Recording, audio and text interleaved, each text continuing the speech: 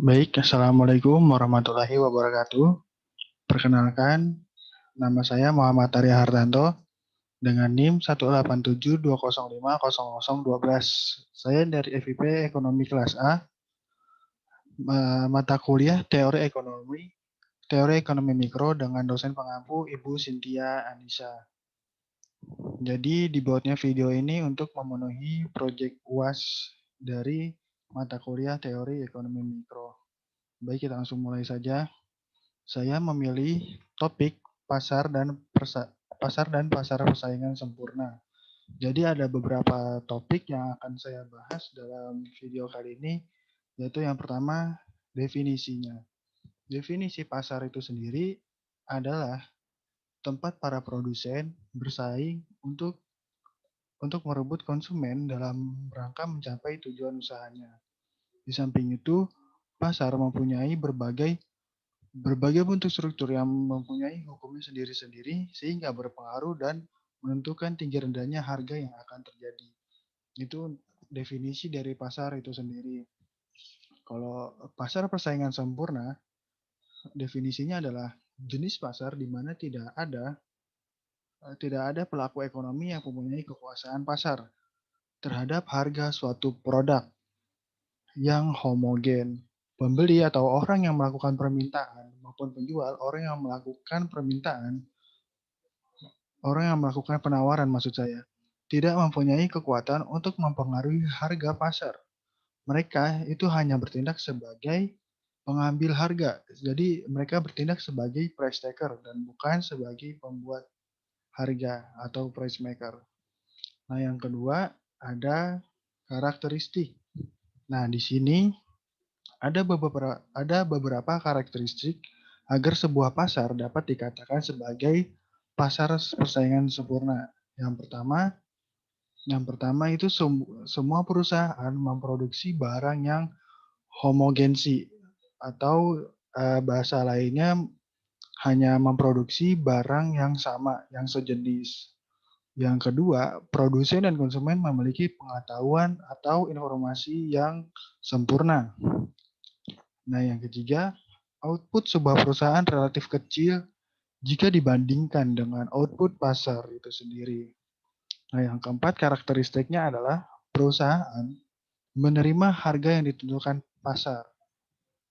Nah, yang kelima, atau yang terakhir, semua perusahaan bebas masuk dan keluar pasar atau bahasa kerennya free entry and exit.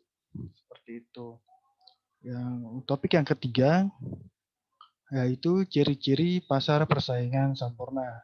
Jadi ciri-cirinya ini ada 4. Yang pertama, jumlah penjual dan pembelinya banyak. Nah, yang kedua, barangnya itu homogen. Seperti yang saya bilang di waktu karakteristiknya, barang mereka homogen. Nah, ciri-ciri yang ketiga, mobilitas sumber dayanya sempurna. Ini yang terakhir, yang keempat atau yang terakhir, pengetahuan pembeli dan penjual sangat sempurna. Hampir sama ya dengan karakteristik yang tadi. Ya, selanjutnya topik yang keempat yaitu prinsip-prinsip pasar persaingan sempurna. Prinsip dasar profit maximization dari segi output ialah yang pertama, selama tambahan revenue dari ekspansi perusahaan atau marginal cost, perusahaan tetap ekspansi menambah produksi. Nah, yang kedua, perusahaan tidak akan menambah produksi bila marginal cost dari ekspansi lebih besar dibandingkan dengan marginal revenue dari ekspansi itu sendiri. Itu yang keempat. Nah, itu topik yang keempat. Nah, yang topik terakhir dalam video kali ini adalah kebaikan dan keburukan dari persaingan pasar sempurna. Kebaikan dari pasar persaingan sempurna yang pertama, kita bahas dari segi kebaikannya dulu ya.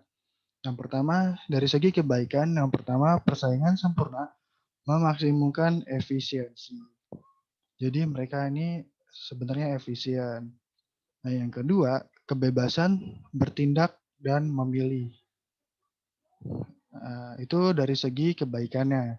Nah, sekarang keburukannya. Kalau keburukannya dari pasar persaingan sempurna ada 5. Yang pertama, persaingan sempurna tidak mendorong inovasi. Nah, ini berkebalikan dengan kebaikan yang tadi saya sebutkan. Nah, itu pasar sempurna memaksimalkan efisiensi, itu kebaikannya. Kalau keburukannya, persaingan sempurna itu tidak mendorong inovasi. Jadi saling bertabrakan, namanya juga kontra.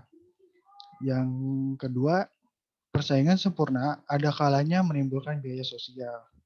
Yang ketiga, membatasi pilihan konsumen. Nah, ini udah jelas, sudah ada di karakteristik dan ciri-ciri persaingan sempurna, yaitu produk yang dihasilkan homogen atau sama satu jenis. Nah, ini sangat membatasi pilihan konsumen dan masuk ke dalam keburukan pasar persaingan sempurna.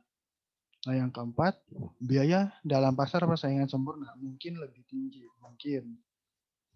Nah, yang kelima, distribusi pendapatan tidak selalu rata. Jadi,